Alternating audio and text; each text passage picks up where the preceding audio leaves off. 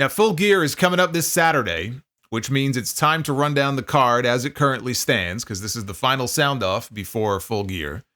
And I will toss in my predictions for each match as we go along. By the way, I have to mention this. I did see the video package. It was like almost 10 minutes long that they aired on Collision last night. Tony Khan, he secured the rights to Guns N' Roses' November Rain and used that as the official theme song basically for Full Gear. And they had this video package set to the music with all kinds of highlights to take you through the history of all the key matches on the show. And I thought it was excellent. It was very well done.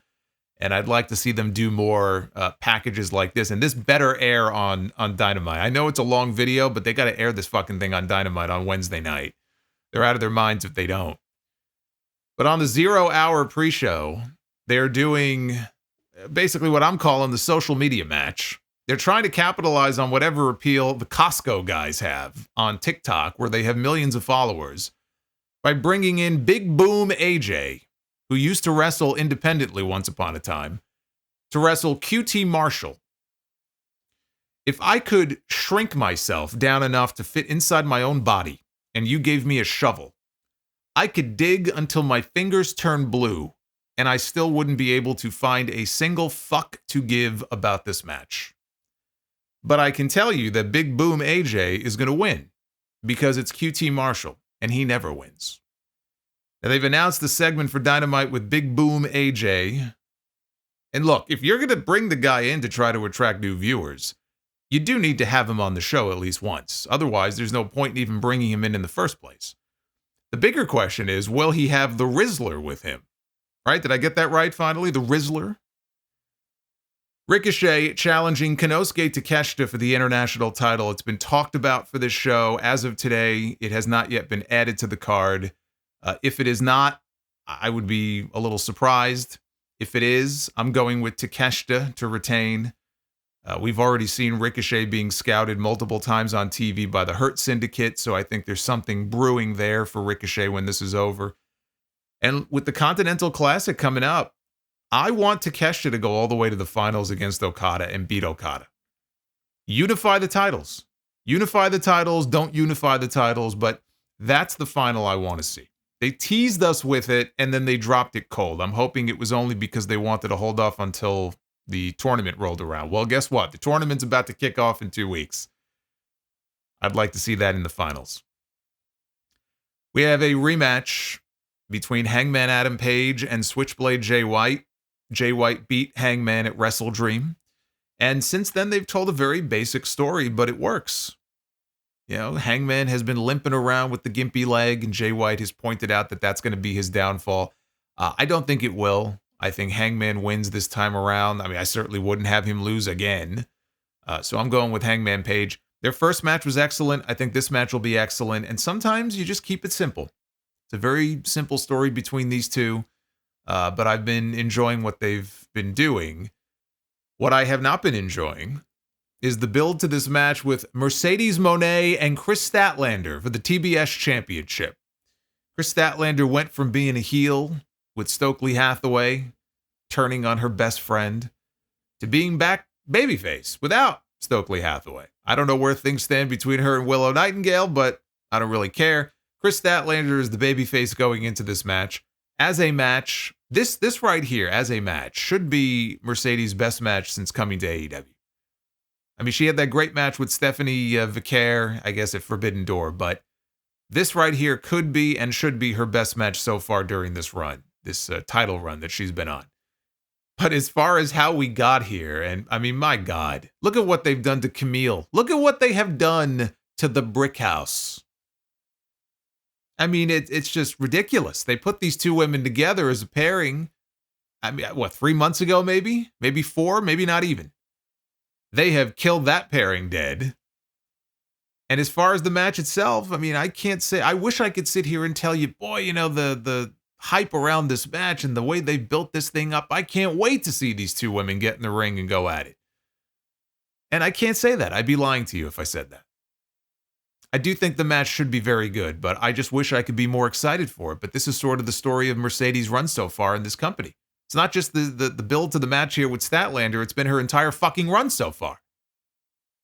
By the way, the official AEW Twitter account, this is gold. The AEW Twitter account wins for sad tweet this week. After just this morning, they wished Mercedes Moné a very happy birthday.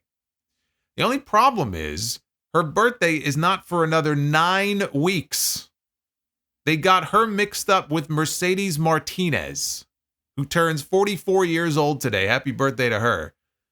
They got their Mercedes mixed up. I mean, it's understandable. I've got 2 of them parked outside. I get mine mixed up all the time.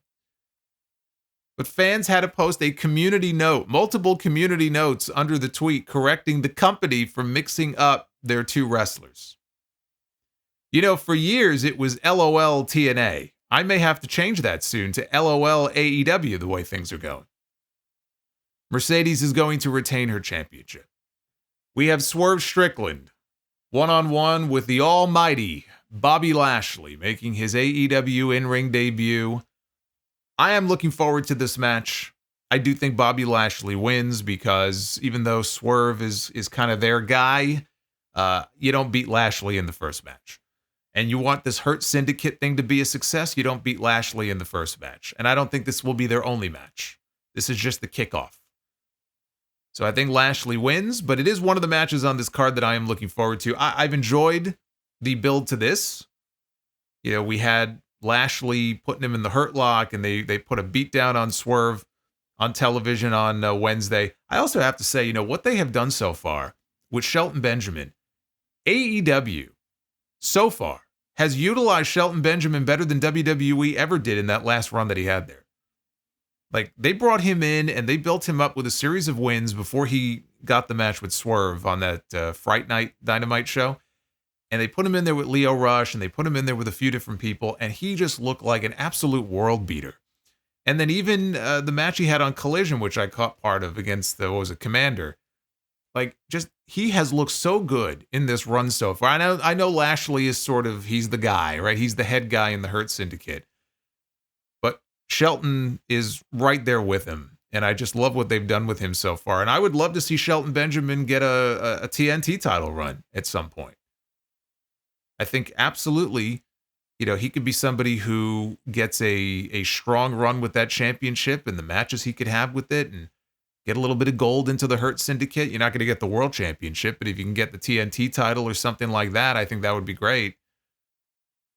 We have Private Party defending the AEW World Tag Team titles in a 4-way match against the Outrunners, the House of Black, and the Acclaimed. I was surprised that FTR lost on Wednesday to the House of Black. I figured once the Outrunners were in, I figured FTR would be right there with them. They lost, and so it's Malachi and Brody King. The Acclaim, they beat Roosh and the Beast Mortos on Collision last night, which I just kind of shrugged my shoulder. I'm over the Acclaim. I don't care about the Acclaimed at all anymore. Boy, have they cooled off.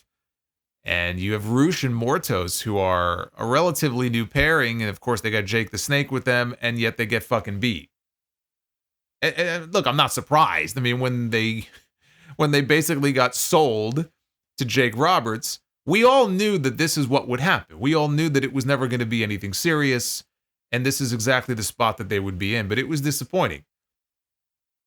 So we have the Acclaimed in there instead. Private Party, they just won the titles. All right, 5 years it took them. They finally got gold. They beat the Bucks. Nobody else could do that. Why are you going to take the titles off them right now? And to put them on who? I mean, look, the Outrunners, I would love to see the Outrunners get a run with the belts. I just don't think now is the time for it, and that they should be beating Private Party for it. Now, if the Bucks were still the champions and they had kind of glossed over Private Party, I would say, shit, let the Outrunners be built up to beat the Bucks. But they did it with Private Party instead. So now the Outrunners are going to have to wait their turn. I think it's way too soon to take the belts off of, Quen and Zay. So I have them retaining here. Mariah May is not defending her AEW Women's World Championship, but she will be on the show. She's going to hold a champagne celebration with her BFF, Mina Shirakawa, on the pay-per-view. So this should be the return of Toni Storm. I mean, why else would they be doing this segment here instead of doing it on TV. This has got to be setting up the return of Toni Storm. Maybe Mariah also turns on Mina. Maybe she turns on Mina and then Toni comes out. But Toni is almost certainly going to be coming back here. And Mariah May, you know, I love Mariah May. Mariah May is great. Her title run so far has been mid. It's been mid. And through no fault of her own, she's doing the best with what's given to her. They just haven't given her anything interesting to do. You know, she was coming off a 9-month story with Toni Storm. One of the best stories, honestly, that Tony Khan has ever told in this company. So anything was going to feel like a step down from that. I'm not saying that she should have gone directly into a program with Jamie Hayter, although I do think that should be the direction for Revolution or Double or Nothing. She just wrapped up a pretty decent 3-match program with Anna Jay. If Toni comes back here, that's Toni Storm and then Mina as the next 2 opponents for her to work with right there. And then that takes us into next year. MJF returns to take on Roderick Strong, who beat Lance Archer on Dynamite to earn the opportunity, while Adam Cole lost his match against Konosuke Takeshita, who used the Dynamite Diamond ring that MJF loaned to Don Callis. Originally, MJF said that Cole and Roddy would have to compete to see who gets to 3 wins first, and the first man to hit 3 wins would get him in the ring at Full Gear. Then they changed the story without explanation to, if both men can reach 3 wins, then they would both get MJF. It would be a triple threat match at Full Gear, which is absolutely not what MJF said, and why would he? Why would he agree to that? It would basically be a handicap match, right? He would never agree to that. That would not be his brainchild. But they changed it anyway. And I think we're in the same place we would have ended up in regardless. They worked Roddy into the story now. Maybe the idea is a split with Cole and Roddy, but really, I think they just want to hold off until World's End and do the match there with Cole and MJF. I think they want to wait until they're able to actually get MJF back on television, since he's been away for the last 9 weeks filming a movie. It's very hard to build a story when one of the parties is never on TV. And I'm not talking about those shitty little tape segments. I mean, he has not been on the show, really. He has not been at the shows. This whole angle feels ice cold right now, and a lot of that has to do with MJF missing from these shows. And Adam Cole, frankly, is not as over as he used to be. Now, he just came back. He's only had 3 matches. Maybe it'll take a little more time. But he's not. He's just not. He's not as over as he used to be. I'm not saying that they can't claw back some of the magic that the 2 of them had last year when they were working together. But we need them back on TV working together. And the build for this show has not had any of that. So it's fallen completely flat. Cole is going to be involved here in some way. And MJF is going to win. He's not losing to Roderick Strong. So that's how this is going to go. By the way, why is no one talking about the fact that Adam Cole had to beat 2 of the 3 House of Black members, including Malachi, and the international champion to try to get MJF in the ring?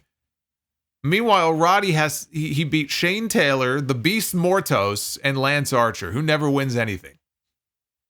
If I'm Adam Cole, I wouldn't be very happy about that. It just doesn't seem quite fair. We have Daniel Garcia challenging Jack Perry for the TNT Championship. Jack Perry has had that title now since, Forbidden Door, I think. It's been several months. Daniel Garcia is somebody that they have chosen to be one of the saviors, one of the young saviors here of AEW, one of those great young talents to build around. Do I see Daniel Garcia being somebody who one day is going to be AEW World Champion and I can look at him and kind of believe him in that role? No, I don't see that. He's a very good wrestler. I don't see him at that level. I'm sorry. I don't. But TNT champion, absolutely. And if this is the guy that you've chosen to push, then now is the time. Daniel Garcia should beat Jack Perry and win the TNT title. I think they put that title on Jack Perry with the idea that Daniel Garcia would eventually win it, provided he re-signed, which he did. And so here we are. Now, you could have Jack Perry win the first match and then run it back at World's End and have Daniel Garcia win there. But to me, just put the fucking title on him. Like, it's time. Kyle Fletcher is going to get the match he wants. against Will Ospreay. This is one of the matches on the card that has had the greatest build as far as the history between them. I enjoyed the segment on Dynamite Wednesday. I thought Ospreay's promo was very good that he cut on Kyle Fletcher. Two former best friends. They go back a long way, part of the United Empire. Ospreay's told the story about during the pandemic, how he allowed Fletcher to live in his home and eat his food. So, I mean, these two go back a long way. Fletcher turned on him, dropped him on his head. Ospreay now is back for revenge. It's a pretty straightforward story. I got Will Ospreay going over here. I think he's going to give Kyle Fletcher one of the best matches of his life, but I still think Will Ospreay ought to come out the winner here, and I think he will. And then we have in the main event Jon Moxley, defending the AEW World Championship that we never get to see anymore, against Orange Cassidy in a rematch from last year's Full Gear. Now, before we get into the match and the prediction, let me talk about this interview that Moxley gave to the New York Post, where he revealed that Tony Khan, while he is still overseeing the Death Riders stuff, he has largely outsourced this storyline to Moxley and allowed him to be the driving force creatively on this entire angle. He said everything that's happened up until this point doesn't matter. This is day zero.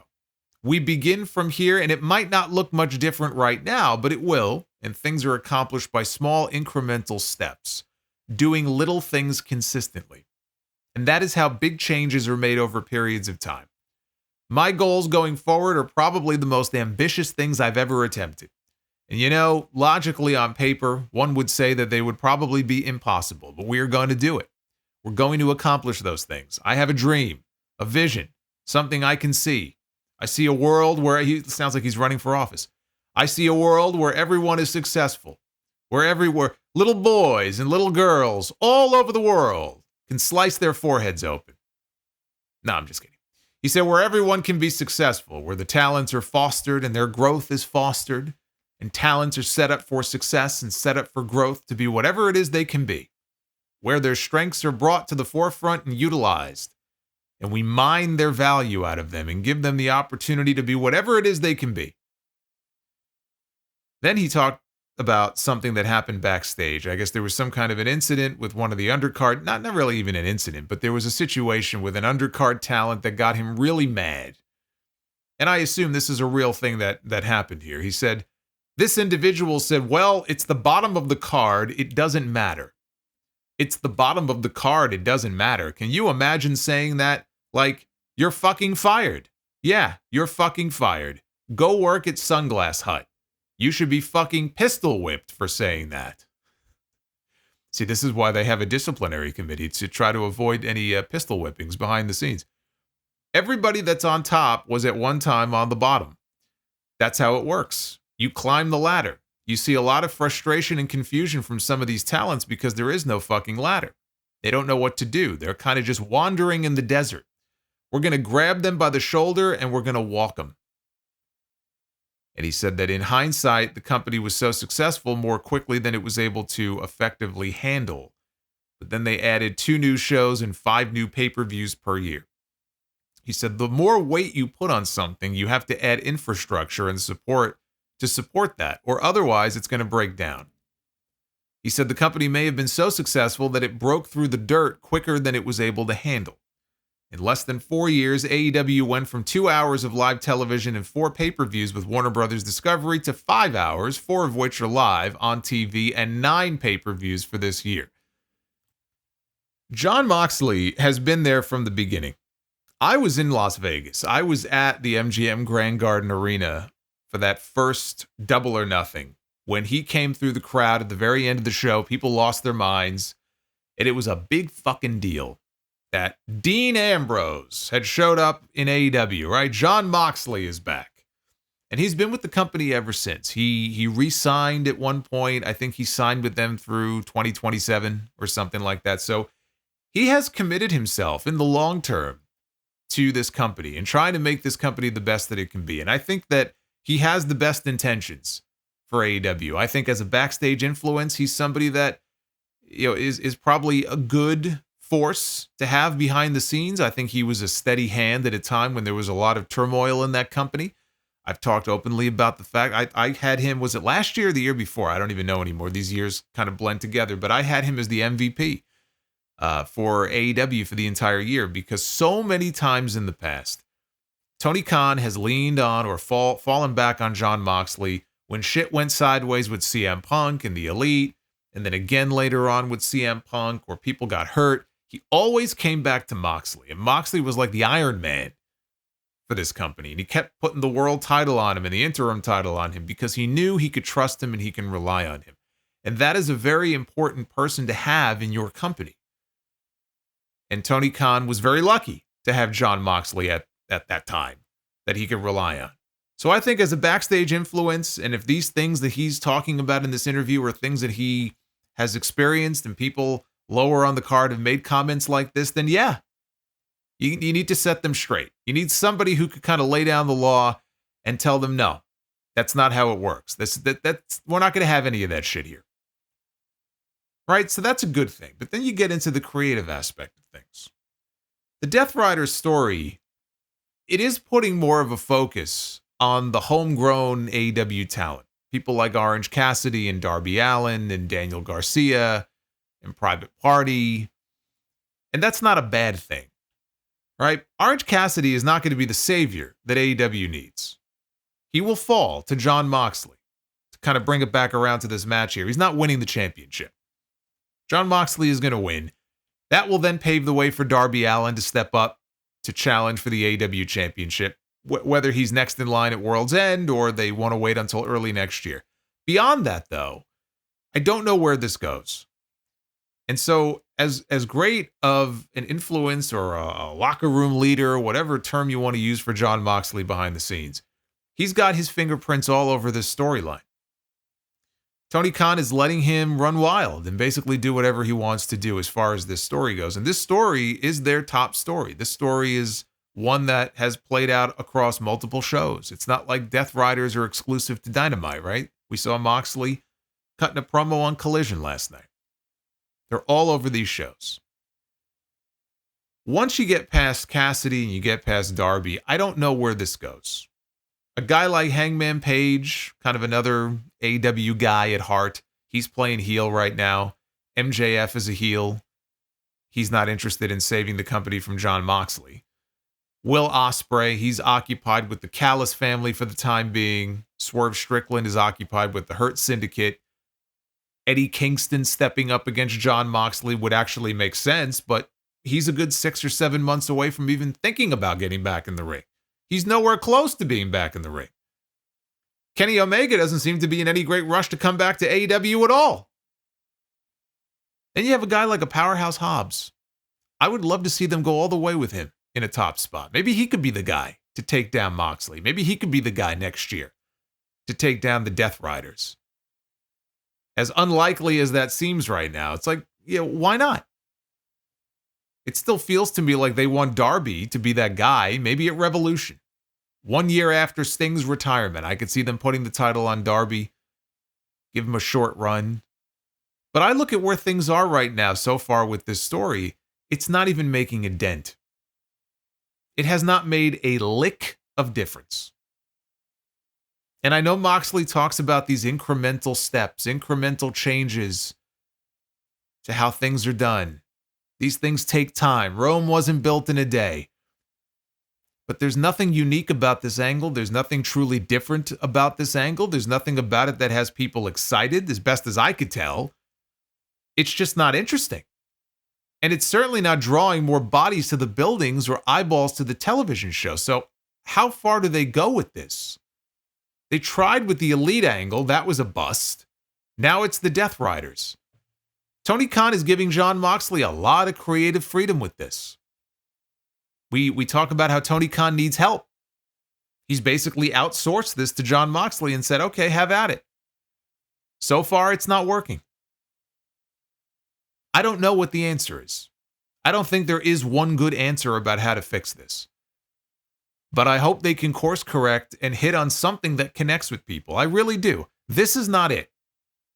It's been a few months of this already, and it's very confusing, some of these promos that Moxley will come on TV and cut.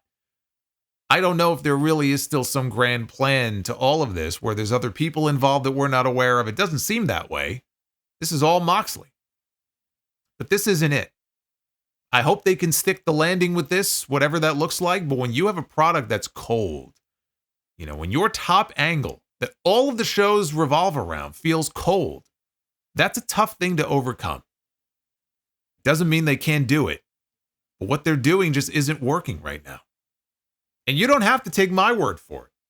Just look at the numbers. Kenny Omega can say whatever he wants, but just watch the show and look at the numbers. People are not buying what they're selling.